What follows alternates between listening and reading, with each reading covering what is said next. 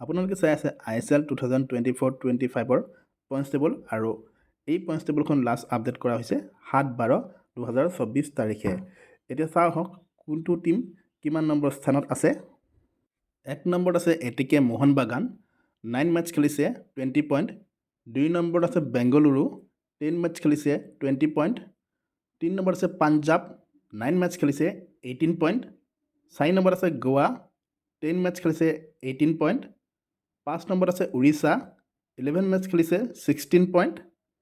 6 নম্বৰত আছে north east United 10 match খেলিছে 15 পইণ্ট।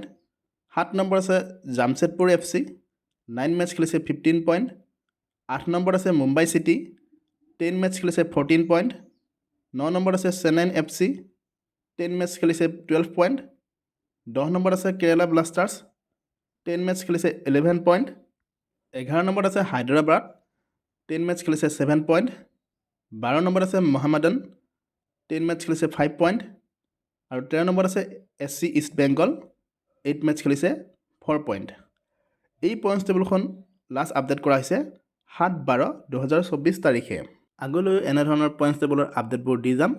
আপোনালোকে ভিডিঅ'বোৰ চাই থাকিব। ধন্যবাদ।